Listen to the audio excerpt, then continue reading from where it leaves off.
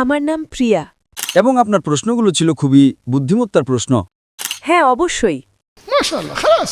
So if you believe, আপনি কি শাহাদা আরবিতে বলতে চান?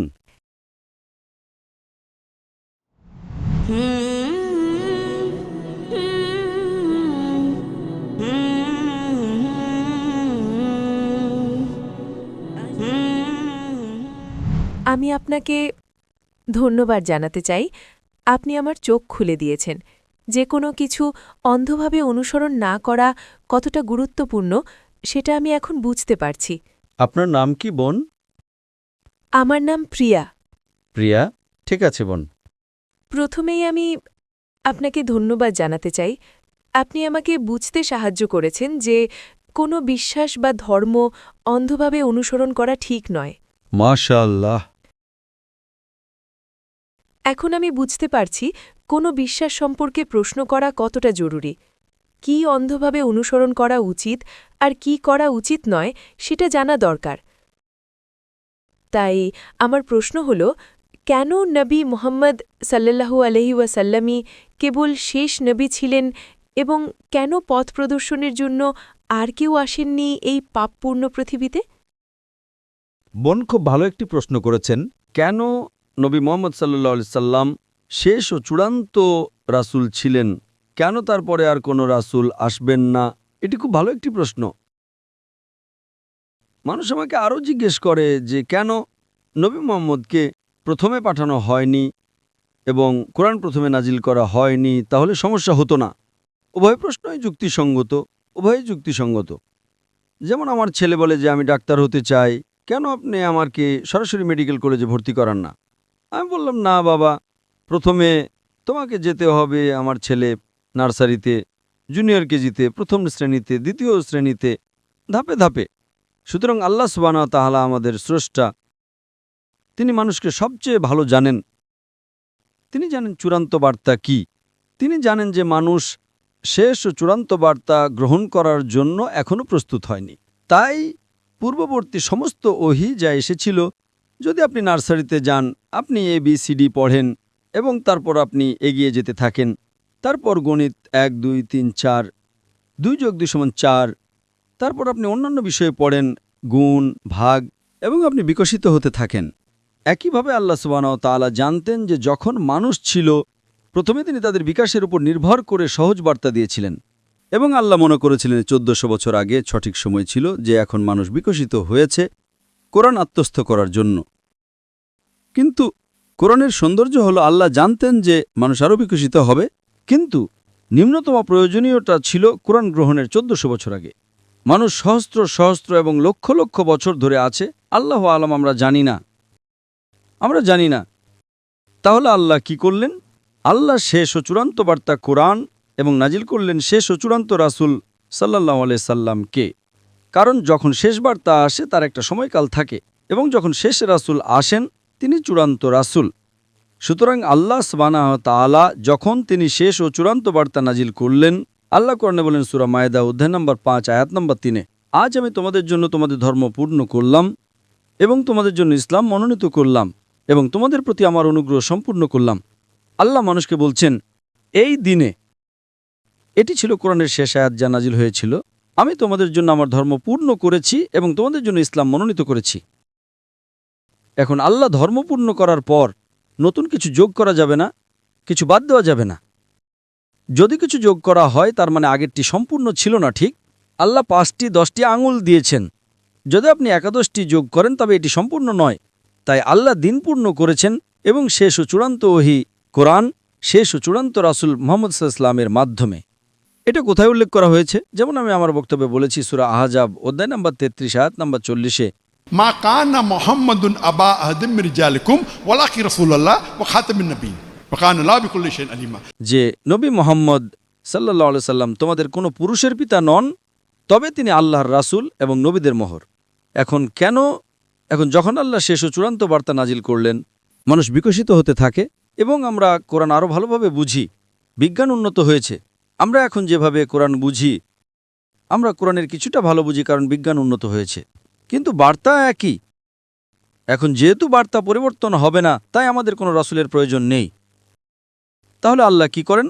আল্লাহ মুসলিমদের বলেন, মুসলিম উম্মাকে বলেন যে এখন তোমাদের দায়িত্ব যে বার্তা পৌঁছে দেওয়া। এবং আমি আমার আলোচনায় বলেছি, আল্লাহ সূরা ইমরান অধ্যায় নম্বর 3 আয়াত 110-এ বলেন, তোমরা সর্বোত্তম জাতি, মানুষের কল্যাণের জন্য আবির্ভূত হয়েছ। সুতরাং যেহেতু আর কোনো রাসূল আসবেন না, কারণ যদি কোনো রাসূল আসেন তাহলে একটি বার্তা থাকতে হবে। সুতরাং ওলামারা, দায়ীরা, যাদের অগাধ জ্ঞান আছে, এবং দায়ীরা যারা বার্তা পৌঁছে দেন, তারাই মশাল বাহক। তারা বার্তা পৌঁছে দেন মানুষকে বোঝানোর জন্য। তাই আমাদের দায়িত্ব বিশ্বের বিভিন্ন প্রান্তে যাওয়া এবং সমগ্র মানবজাতির কাছে বার্তা পৌঁছে দেওয়া। তাই কেউ বলতে পারবে না যে বার্তা আমাদের কাছে পৌঁছায়নি। এখন একবার চূড়ান্ত বার্তা সেখানে থাকলে আল্লাহ একটা সময়কাল দেন। আমরা জানি না পৃথিবী কবে শেষ হবে, তার একটা সময়কাল আছে।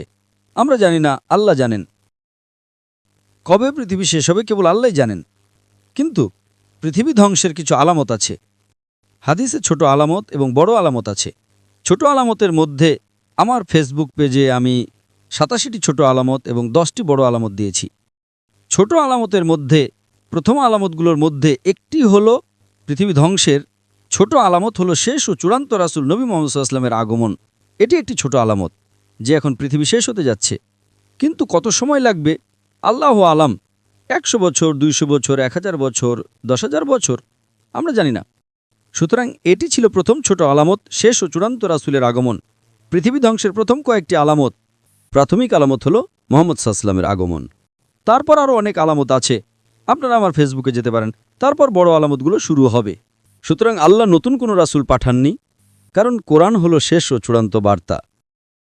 নতুন কোনো বার্তা নেই, নতুন কোনো রাসূল নেই।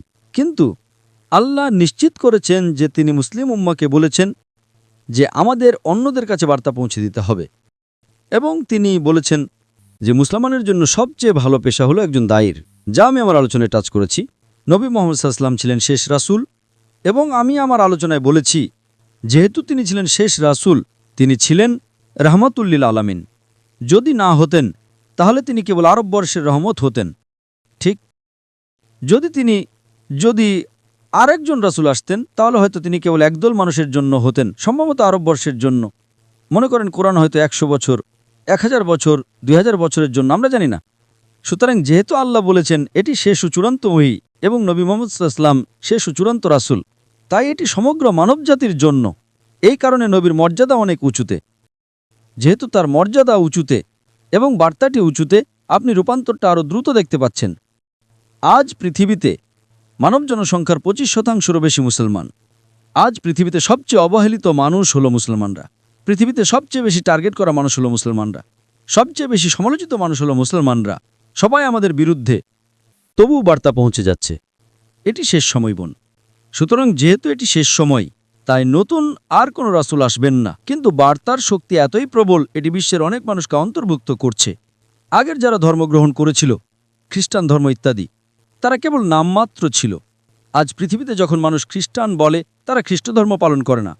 যেসব মানুষ ধর্ম পালন করে, ব্যবহারিকভাবে কোনো ধর্ম পালন করে, 1 নম্বরে আছে ইসলাম। সুতরাং বোন, মূল উত্তর হল যেহেতু বার্তাটি শেষ, তাই রাসূলকেও শেষ হতে হবে। কিন্তু বার্তাটি এতই শক্তিশালী এবং রাসূল এতই প্রেমময়, এতই শক্তিশালী, এতই সার্বজনীন, যেটি বিশ্বকে পরিবর্তন করছে। আশা করি প্রশ্নের উত্তর পেয়েছেন বোন। আপনাকে অনেক ধন্যবাদ। আর কোনো প্রশ্ন আছে বোন? হ্যাঁ, স্বাগতম। শুকরান। আমার শুধু শেষ প্রশ্ন আছে, কেনই বা আল্লাহ এই পৃথিবী সৃষ্টি করলেন আর আমাদের এই পরীক্ষার মধ্যে ফেললেন, যখন তাকে এটি শেষ করতে হবে? পৃথিবীকে আবার শেষ করতে হবে? বোন আরেকটি গুরুত্বপূর্ণ প্রশ্ন করেছেন যে আল্লাহ কেন এই পৃথিবী সৃষ্টি করলেন এবং কেন আমাদের এই পরীক্ষার মধ্যে ফেললেন যদি তাকে এটি শেষ করতে হয়। এই প্রশ্নের উত্তর দেওয়া হয়েছে সূরা জারিয়াত অধ্যায় নম্বর 51 আয়াত নম্বর 56। ওয়ামা খালাকতুল জিন্না ইল্লা লিয়াবুদুন ওয়ামা খালাকতুল জিন্না ওয়াল ইনসা ইল্লা লিয়াবুদুন। আমি জিন ও মানুষকে সৃষ্টি করেছি কেবল আমার ইবাদত করার জন্য। এই জীবন বোন পরকালের জন্য একটি পরীক্ষা। আল্লাহ কোরআনে সূরা মুলক অধ্যায় 67 আয়াত নম্বর 2-এ বলেন, আল্লাযী খালাকাল মাউতা ওয়াল হায়াতা। তিনি মৃত্যু ও জীবন সৃষ্টি করেছেন পরীক্ষা করার জন্য যে তোমাদের মধ্যে কর্মে কে উত্তম। সুতরাং এই জীবন বোন পরকালের জন্য একটি পরীক্ষা। যেমন আপনি একজন শিক্ষককে জিজ্ঞেস করছেন, কেন আপনি পরীক্ষা নিচ্ছেন? পরীক্ষায় বোন কিছু লোক পাশ করে, কিছু লোক ফেল করে, ঠিক? সুতরাং যদি আপনি শিক্ষকের নির্দেশিকা অনুসরণ করেন আপনি পাশ করবেন, যদি অনুসরণ না করেন আপনি ফেল করবেন। সুতরাং শিক্ষক পরীক্ষা করছেন কে পাশ করার যোগ্য। সুতরাং আল্লাহ সুবহানাহু ওয়া তাআলা যেমন কোরআনে উল্লেখ করেছেন, জিজ্ঞেস করেছিলেন কে এই পরীক্ষা দিতে ইচ্ছুক। আল্লাহ কোরআনে বলেন, আমরা মানুষরা বোকা ছিলাম এটি গ্রহণ করার জন্য। পাহাড়গুলো কেঁপে উঠল, আমরা গ্রহণ করব না। তাই আল্লাহ বলেন, কে এই পরীক্ষা দিতে ইচ্ছুক। অবশ্যই আপনি এবং আমি মনে রাখি না, ঠিক? আপনি আর আমি মনে রাখি না বিচারের দিন, আবার আমরা মনে করব। তাই আল্লাহ কোরআনে বলেন যে পাহাড়গুলো কেঁপে উঠল, আমরা না, আমরা মানুষটা বোকা ছিলাম যারা চ্যালেঞ্জটি গ্রহণ করেছিলাম। যদি আপনি পাশ করেন আপনি ফেরেশতাদের চেয়ে উঁচুতে পরিণত হন। আপনি জানেন ফেরেশতারা আল্লাহর সৃষ্টি, যারা আল্লাহ যা বলেন সব অনুসরণ করে, তাদের কোনো বিকল্প নেই। সুতরাং যদি তাদের কোনো বিকল্প না থাকে, তারা বিরুদ্ধে যেতে পারে না, তাহলে আল্লাহকে অনুসরণ করার মাহাত্ম্য কি? তারা ভালো। সুতরাং যদি মানুষকে আল্লাহর অবাধ্য হওয়ার বা আল্লাহর আদেশ পালন করার বিকল্প দেয়া হয়, আমাদের স্বাধীন ইচ্ছা আছে। যদি আমরা আল্লাহর আদেশ পালন করি স্বাধীন ইচ্ছে দেওয়ার পরও, তবে আমরা ফেরেশতাদের চেয়ে উঁচুতে পরিণত হই। যদি পালন না করি আমরা নিচে যাই। তাই আল্লাহ আমাদের জিজ্ঞেস করলেন, তোমরা কি সেই পরীক্ষা দিতে চাও যেখানে অন্যরা সবাই মুসলিম? গাছ মুসলিম, পাহাড় মুসলিম, তারাওরা মুসলিম। মুসলিম মানে যে নিজের ইচ্ছাকে ঈশ্বরের কাছে সমর্পণ করে। তাদের স্বাধীন ইচ্ছে নেই, কেবল জিন এবং মানুষের স্বাধীন ইচ্ছা আছে। সুতরাং যদি আপনার স্বাধীন ইচ্ছে থাকে এবং আপনি আল্লাহর অবাধ্য হন, আপনি জাহান্নামে যান। যদি আদেশ পালন করেন আপনি সর্বোচ্চ উচ্চতে পরিণত হন। যদি ব্যর্থ হন, তবে আমরা ছিলাম সেই মানুষ যারা বলেছিলাম আমরা পরীক্ষা দিতে চাই। সুতরাং আল্লাহ সুবহানাহু ওয়া তাআলা একটি নতুন সৃষ্টি তৈরি করলেন, মানুষ যাদের নিজস্ব স্বাধীন ইচ্ছা ছিল, এবং আমরা এটি বেছে নিয়েছিলাম। এখন বোন আমরা পরীক্ষার মধ্য দিয়ে যাচ্ছি, এবং পথপ্রদর্শক হল কোরআন। মানুষের নির্দেশিকা ম্যানুয়াল হল কোরআন। যখন আপনি কোনো পরীক্ষায় অংশ নেন তখন একটি পাঠ্যপুস্তক থাকে, ঠিক? পরীক্ষার পাঠ্যপুস্তক হল কোরআন, আর কোরআনের নির্দেশিকা হল সহিহ হাদিস। সুতরাং বোন আমরা এই পৃথিবীতে একটি পরীক্ষার মধ্য দিয়ে যাচ্ছি, পরকালের জন্য পরীক্ষা, এবং সেই কারণেই আমরা উচ্চ নম্বর পাওয়ার চেষ্টা করছি। যদি আমরা পাই, আমরা পাশ করি, আমরা জান্নাতে যাব। যদি আমরা ফেল করি আমরা জাহান্নামে যাব। সেই কারণে আমরা বলি যে শুধু ৫ নম্বর পাওয়ার জন্য ন্যূনতম জিনিস হল এক ঈশ্বরে বিশ্বাস করা, এবং বিশ্বাস করা নবী মুহাম্মদ সাল্লাল্লাহু আলাইহি ওয়াসাল্লাম ঈশ্বরের বার্তাবাহক। অন্তত আপনি প্রবেশ করেন, যদি আপনি স্কুলে প্রবেশ করেন অন্তত আপনার পাশ করার সম্ভাবনা থাকে, এবং তারপর আপনি হয়তো দ্বিতীয় শ্রেণী, প্রথম শ্রেণী ডিস্টিংশন পেতে পারেন, কিন্তু অন্তত আপনাকে প্রবেশ করতে হবে। বোন আপনি কি বিশ্বাস করেন ঈশ্বর একজন? হ্যাঁ, আমি করি। আপনি কি বিশ্বাস করেন নবী মুহাম্মদ ঈশ্বরের বার্তাবাহক? হ্যাঁ, আমি করি। আপনি কি বিশ্বাস করেন মূর্তি পূজা ভুল? হ্যাঁ, অবশ্যই। MashaAllah, خلاص. So if you believe,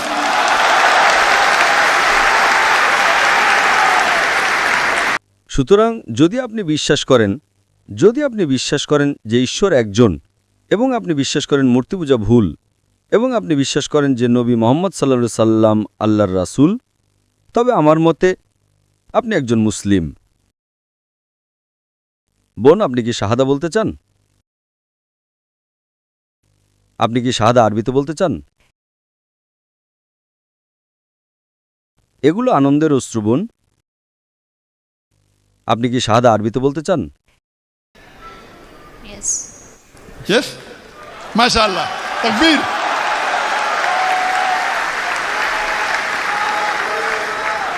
আশা করি কেউ আপনাকে জোর করছে না বোন।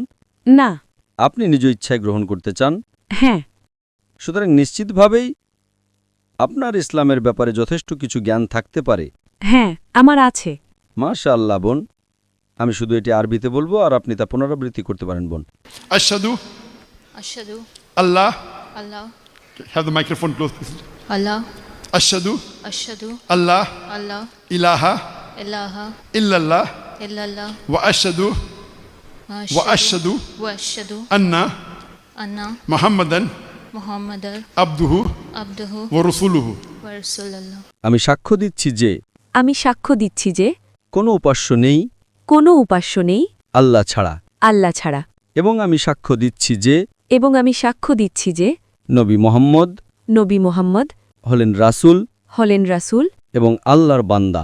এবং আল্লাহর বান্দা। तकबीर तकबीर तकबीर মাশাআল্লাহ বোন, আল্লাহ সুবহানাহু ওয়া তাআলা আপনাকে জান্নাতুল ফিরদৌস দান করুন এবং সত্যি আপনি একটা বাহাদুরি পদক্ষেপ নিয়েছেন এবং আল্লাহ সুবহানাহু ওয়া তাআলা আপনাকে আরও হেদায়েত দান করুন এবং তিনি আপনাকে সাহায্য করুন, কারণ আমি বুঝতে পারছি মাশাআল্লাহ যে আপনি ইতিমধ্যেই অনেক জ্ঞান অর্জন করেছেন এবং আপনার প্রশ্নগুলো ছিল খুবই বুদ্ধিমত্তার প্রশ্ন এবং মাশাআল্লাহ আল্লাহ সুবহানাহু ওয়া তাআলা আপনাকে দিনের আরও বেশি জ্ঞান দান করুন। তিনি আপনার পিতামাতা, আপনার পরিবারের সদস্য এবং আপনার বন্ধুদের সঠিক পথ দেখাতে সাহায্য করুন বোন। জাযাকাল্লাহ খায়ের বোন। আপনাকে ধন্যবাদ। माशाल्लाह